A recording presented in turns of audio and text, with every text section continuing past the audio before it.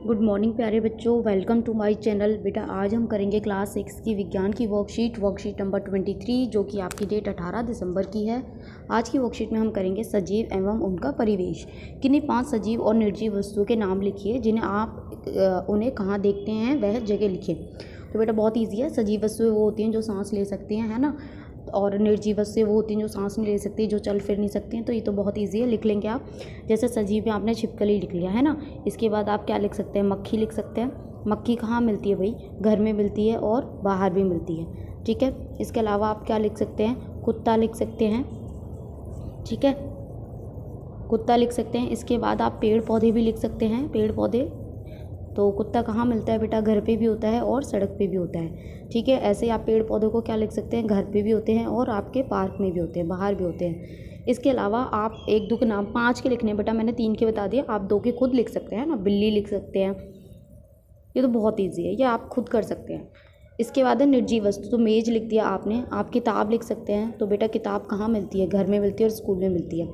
Pen लिख सकते हैं, पेंसिल लिख सकते हैं, ठीक है। इसके अलावा बहुत सारी चीज़ें हैं। और आप क्या लिख सकते हैं, दरवाज़ा लिख सकते हैं। और वो कहाँ देखने को मिलता है दरवाज़ा, घर में, स्कूल में, ऑफिस में, हर जगह, ठीक है। तो ये आप लिख ही लेंगे, बहुत ईजी है। आगे बढ़ते हैं।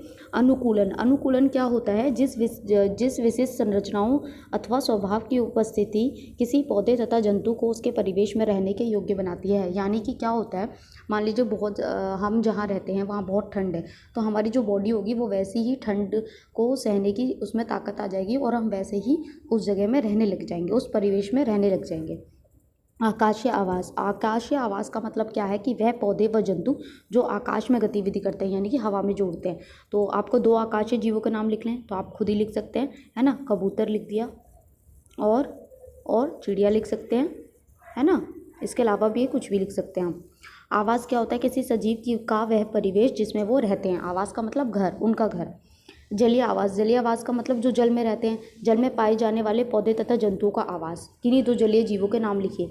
तो बेटा एक तो हो गया मछली, ठीक है। इसके अलावा मगरमच्छ लिख सकते हैं और भी कुछ और भी लिख सकते हैं आप। चलिए आगे देखते हैं। स्थलीय आवास, स्थल पर पाए जाने वाले, स्थल पे पाए जाने वाले यानी कि ज़मीन पे पाए जाने वाले। तो इसमें आप क्या लिख सकते हैं बेटा, इसमें आप लिख सकते हैं कुत्ता, है ना, और गाय, कुछ भी लिख सकते हैं जो ज़मीन पे रहते हैं। चलिए आगे पढ़ते हैं। जैव घटक किसी आवास में पाए जाने वाले सभी जीव जैसे पौधों एवं जंतु होते हैं। जैव घटक क्या होता है बेटा, जैव घटक होते हैं ऐसे जीव जो पौधे और जंतु जैसे, फॉर एग्जाम्पल, ठीक है। और अजैव घटक क्या होते हैं, अजैव घटक किसी आवास में पाए जाने वाले सभी निर्जीव वस्तुएं। निर्जीव वस्तुएं क्या होती हैं, अजैव, और जीव वस्तुएं क्या होती हैं, आपकी जैव घटक होती हैं, ठीक है। चलिए आगे देखते हैं। सजीव जीवों की उन विशेषताओं का सूचीबद्ध कीजिए जो उन्हें निर्जीव जीवों से अलग करती हैं। तो इसके लिए आप क्या करेंगे, पहले यहाँ पे लिखेंगे आप सजीव, ठीक है, और लाइन ड्रॉ करेंगे, यहाँ लिखेंगे आप निर्जीव। तो सजीव क्या कर सकते हैं बेटा, श्वसन, ठीक है, सांस ले सकते हैं, आप ऐसे लिखिएगा, सांस लेते हैं, ठीक है। और आप यहाँ लिखेंगे सांस नहीं लेते हैं, नहीं लेते हैं, पहला ये हो गया। इसके बाद क्या है, ये चल सकते हैं,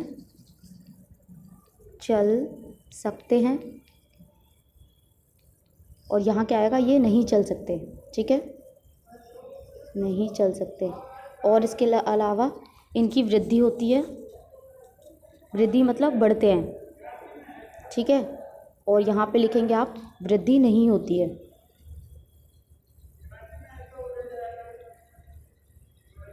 इसके अलावा आप लिखेंगे यहाँ जनन होता है, यानी कि अपने जैसे जो बच्चे पैदा करते हैं, जनन होता है। यहाँ पे आप लिखेंगे जनन नहीं होता है,